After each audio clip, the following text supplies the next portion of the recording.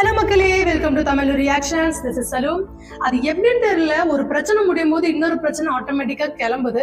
அந்த வகையில் இப்ப புது பிரச்சனை ஒண்ணு கிளப்பி விட்டுருக்காங்க. அது பிரச்சனையா இல்ல உண்மையாவே அது வந்து சீரியஸா எடுத்துக்க வேண்டிய விஷயம் தானா அப்படின்றத வந்து நம்ம பார்ப்போம். அது வேற எதுவும் இல்லை, இந்த ஹாண்டா வைரஸ் அப்படின்றத நீங்க வந்து கேள்விப்பட்டிருப்பீங்க. இன்ஸ்டாகிராம்ல இல்ல நியூஸ்ல அதை பத்தின சில நியூஸ்லாம் வந்துகிட்டே இருக்கு. ஸோ அதை பத்தின ஒரு விஷயத்தை தான் நம்ம இப்ப டிஸ்கஸ் பண்ண போறோம். எனக்கு தெரிஞ்ச விஷயத்த உங்களோட ஷேர் பண்ணிக்கிறதுக்காக தான் இந்த ஒரு வீடியோ அப்லோட் பண்றேன்.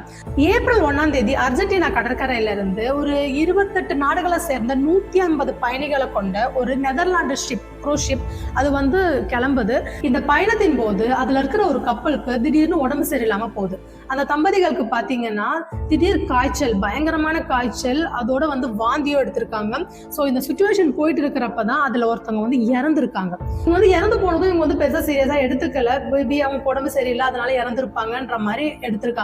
அதுக்கப்புறம் பாத்தீங்கன்னா அடுத்த ஒரு வாரத்திலேயே அந்த கப்பல்ல இருந்த 3 பேர் இதே மாதிரி வாந்தி, ஃபீவர், அப்புறம் உடம்பு சரியில்லாம இருந்தா அப்படியே இறந்து போயிருக்காங்க. சோ இவங்களுக்கு வந்து டவுட் வருது, என்ன இது நடந்திருக்கு, என்ன நடக்குதுன்ற தெரிஞ்சுக்கிறதுக்காக ஒரு மெடிக்கல் செக்அப் வந்து நடத்தியிருக்காங்க. அதுலதான் இந்த ஹாண்டா வைரஸ் பத்தி அவங்க வந்து கண்டுபிடிச்சிருக்காங்க. சோ இந்த வைரஸால தான் இந்த 4 பேர் இறந்தாங்கன்றத கன்ஃபார்ம் பண்ணியிருக்காங்க. அது மட்டும் இல்லாம மேலும் அந்த கப்பல்ல இருக்கிற 8 பேருக்கு இந்த ஒரு ஹாண்டா வைரஸ் இருக்கிறத வந்து கன்ஃபார்மும் பண்ணியிருக்காங்க. சோ இந்த ஹாண்டா வைரஸ் எங்க இருந்து வந்தது, எப்படி வந்தது, எதனால இவங்க வந்து இறக்குறாங்க அதுன்றதுதான் இப்ப வந்து பெரிய ஒரு கொஸ்டின் மார்க்கா இருந்தது. அதுக்கு ரீசன் அவங்க கண்டுபிடிச்சிருக்காங்க. இது வந்து எலிகள் கிட்ட இருந்து தான் இது வந்து பரவுதுன்னு சொல்றாங்க. இந்த ஹாண்டா வைரஸ் பாத்தீங்கன்னா பொதுவா எலிகள் கிட்ட காணப்படுற ஒரு வகையான வைரஸ். அதாவது எலிகளோட சிறுநீர், கழிவு, உமிழ்நீர், அதுக்கப்புறம் எலிகளை வந்து டச் பண்றது, இந்த மாதிரி விஷயங்களால மட்டும்தான் இது பரவும்.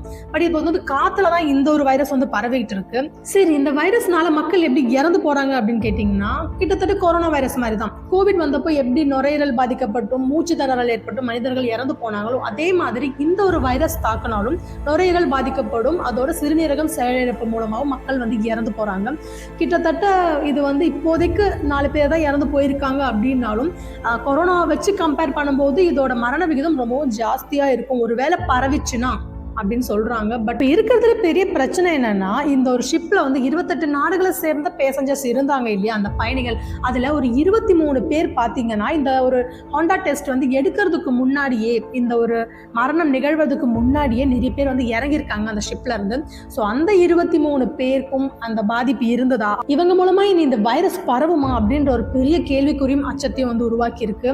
சரி, இப்படி ஒரு வேளை இந்த வைரஸ் பரவிடுச்சுன்னா இதுக்கு ஏதாவது தடுப்பு மருந்து இருக்கா அப்படின்னு கேட்டீங்கன்னா இல்லவே இல்லை. தற்போதைய சூழ்நிலையில பாத்தீங்கன்னா எந்த விதமான தடுப்பூசியுமோ மருந்தோ கிடையாது. ஸோ ரொம்ப கஷ்டம் தான். இது பரவாம இருந்தா ஓகே, அந்த க்ரூஸ் ஷிப்போட அது வந்து அப்படியே சரி ஆயிடுச்சுன்னா ஓகே. இல்லை இது மற்ற எல்லா நாடுகள்லையும் பரவிச்சு அப்படின்னா ஒரு பயங்கரமான ஒரு பெரிய ஒரு முன்ன நடந்த மாதிரி ஒரு லாக்டவுனோ இல்லை பயங்கரமான ஒரு விஷயத்தை நம்ம ஃபேஸ் பண்ண வேண்டியிருக்கும். ஸோ இப்போதைக்கு நம்ம நாட்டில் இது வந்து யாருக்கும் இருக்கிறதா சொல்லலை. மேபி இனிமே ஃபியூச்சரில் இது பரவுமா இல்லை என்ன ஆகும் அப்படின்றத பொறுத்து தான் பார்க்கணும். பட் எதுவாக இருந்தாலும் உங்களுக்கு சின்னதாக ஒரு கோல்டோ இல்லை ஏதாவது ஒரு விஷயம் ஃபீவரோ இருந்ததுன்னா தயவு செஞ்சு சீக்கிரமாகவே வந்து டாக்டரை கன்சல்ட் பண்ணுங்க. அதுக்கான மருந்து எடுத்துக்கோங்க. நீங்கள் வச்சுட்டு அப்புறம் பார்த்துக்கலாம், இல்லை பரவாயில்ல சரியாயிடும் அப்படின்னு சொல்லிட்டு சுற்றிட்டு இருந்தீங்கன்னா அது ரொம்பவே ரிஸ்க் ஆகிடும். எனக்கு என்ன டவுட்னா, இதுக்கு முன்னாடி கொரோனா வைரஸை வந்து இவங்க எப்படி வந்து பரப்பி தேவையில்லாம ஒரு பிரச்சனையை உருவாக்கி எத்தனை பேரை கொண்டாங்களோ அதே மாதிரி திரும்பவும் ஒரு வைரஸை வந்து இவங்களே கிரியேட் பண்ணி விடுறாங்களோ அப்படின்ற ஒரு டவுட் எனக்குள்ளேயும் இருக்கு. ஸோ இதை பத்தி நீங்க இப்பதான் தெரிஞ்சுக்கிறீங்க அப்படின்னா இந்த வீடியோக்கு ஒரு லைக் பண்ணிடுங்க. உங்களுடைய கருத்து என்ன, இதை பத்தி நீங்க என்ன நினைக்கிறீங்க அப்படின்றத மறக்காம கமெண்ட்ல பதிவு பண்ணுங்க.